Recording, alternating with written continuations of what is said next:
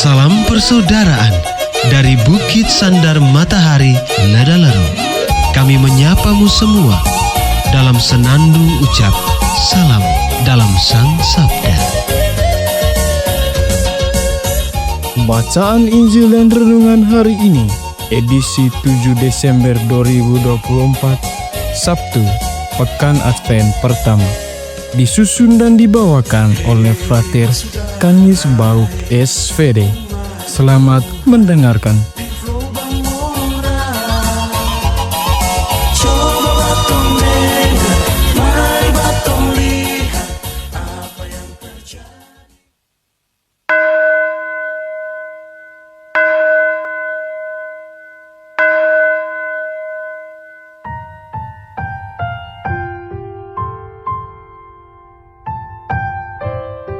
Pembacaan dari Injil Matius bab 9 ayat 35 sampai dengan bab 10 ayat 1, dilanjutkan dengan ayat 6 sampai dengan 8. Sekali peristiwa, Yesus berkeliling ke semua kota dan desa.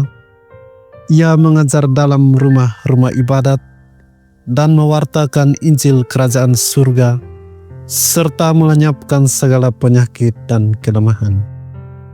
Melihat orang banyak yang mengikutinya, tergeraklah hati Yesus oleh belas kasihan, karena mereka lelah dan terlantar seperti domba yang tidak bergembala. Maka Yesus berkata kepada murid-muridnya, "Tuaian memang banyak, tetapi pekerjanya sedikit. Maka mintalah kepada Tuhan yang empunya tuaian, supaya ia mengirimkan pekerja-pekerja untuk tuaian itu." Lalu Yesus memanggil ke-12 muridnya dan memberi mereka kuasa untuk mengusir roh-roh jahat dan untuk melenyapkan segala penyakit dan segala kelemahan. Yesus mengutus mereka dan berpesan, "Pergilah kepada domba-domba yang hilang dari umat Israel. Pergilah dan wartakanlah, kerajaan surga sudah dekat. Sembuhkanlah orang sakit, bangkitkanlah orang mati, tahirkanlah orang kusta, usirlah setan-setan. Kalian telah memperoleh dengan cuma-cuma, maka berikanlah pula dengan cuma-cuma." Demikianlah sabda Tuhan. Terpujilah Kristus.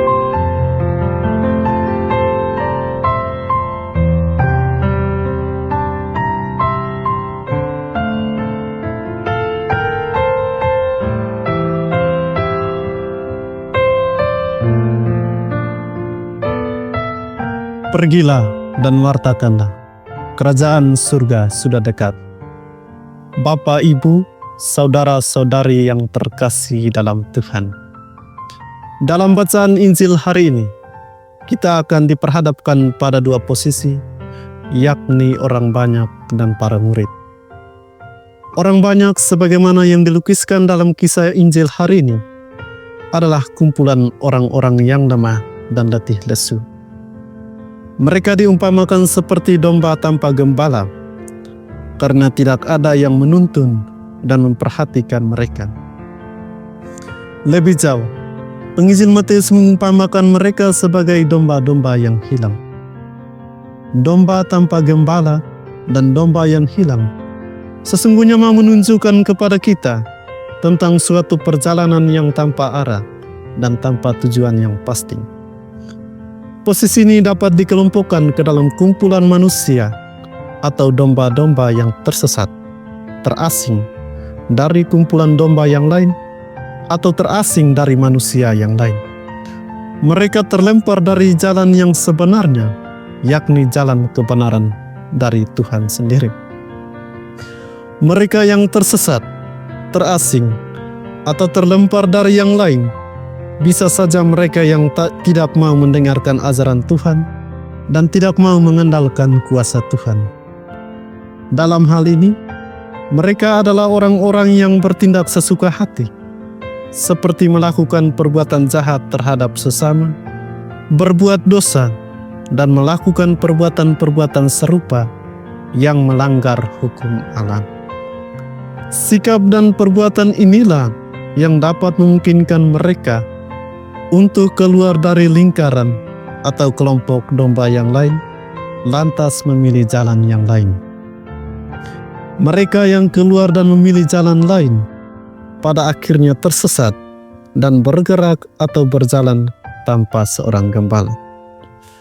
Para saudaraku yang terkasih, pada posisi yang kedua dalam kisah Injil hari ini, kita menemukan kehadiran para murid yang dipanggil dan diutus Tuhan.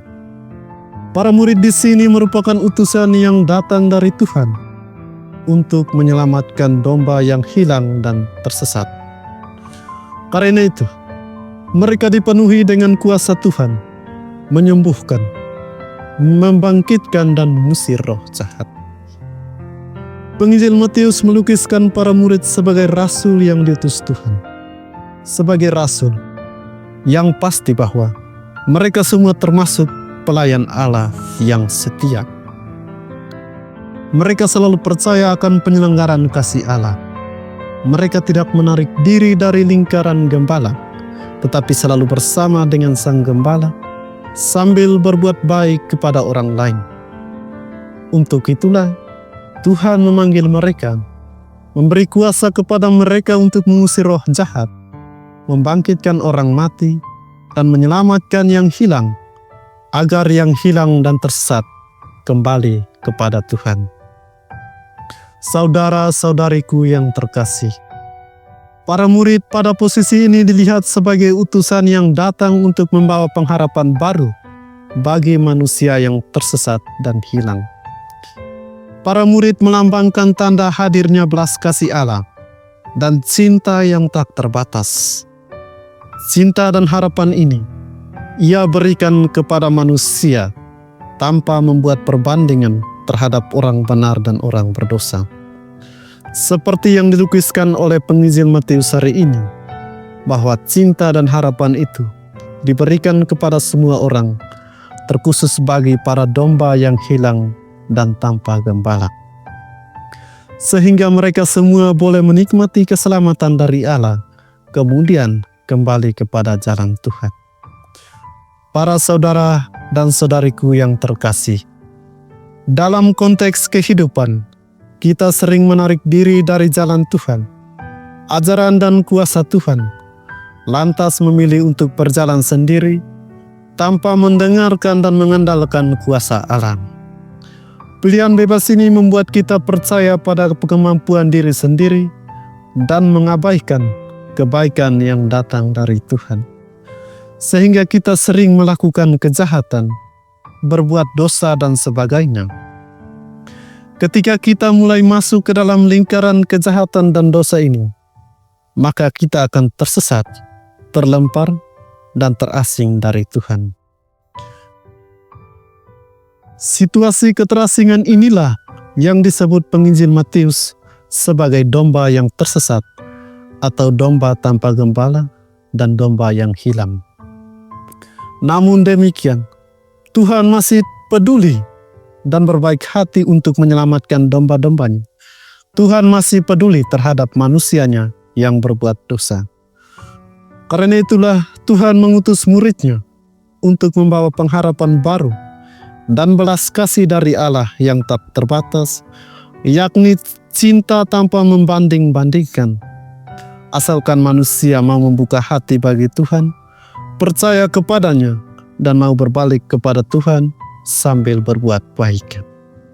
Sama saudaraku yang terkasih, dari kedua posisi ini, posisi manakah yang akan kita pilih dalam hari-hari penantian Tuhan ini?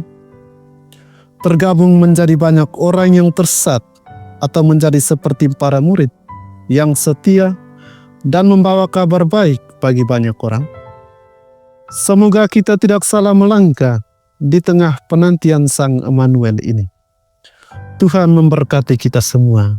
Amin. Hei saudara, umat Tuhan, di gelombang murah Sahabat-sahabat pencinta Sang Sabda, kita baru saja mendengar bacaan Injil dan renungan edisi hari ini. Sampai jumpa kembali pada edisi berikut. Terima kasih kepada Divisi Kerohanian website Seminari Tinggi Santo Paulus Ledalerro.